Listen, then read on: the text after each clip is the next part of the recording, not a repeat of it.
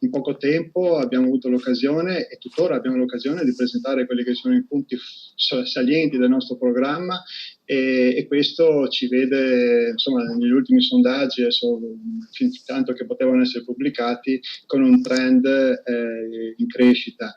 Io credo che un cittadino informato è un cittadino che vota Movimento 5 Stelle. È fiducioso Enrico Cappelletti, senatore candidato alla Camera nel collegio plurinominale Veneto 2 del Movimento 5 Stelle.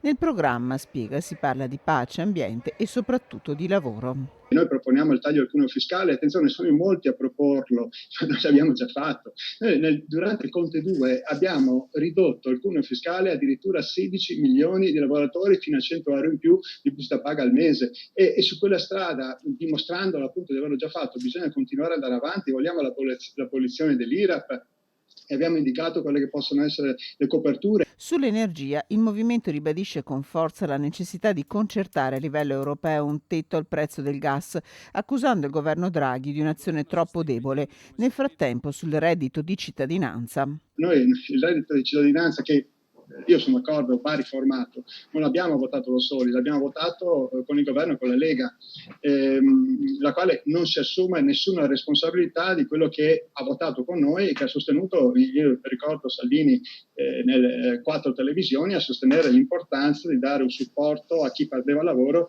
fin tanto che appunto non avesse trovato un altro.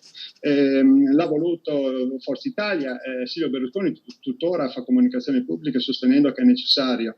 La stessa Giorgia Meloni, che è la prima a chiederne l'abolizione, poi nel proprio programma scrive sì, aboliamolo, ma non per coloro che sono inabili al lavoro, quindi sostanzialmente quasi tutti, cioè non lo vogliono abolire neppure loro per i minori, gli anziani e diversamente abili. È bene che si sappia se così come è stato fatto non funziona, è perché non funzionano le politiche attive che sono di esclusiva competenza regionale, per cui se non funzionano i centri per l'impiego la responsabilità sta in capo a chi gestisce le regioni e 16 regioni su 21 in Italia vengono gestite dal centrodestra.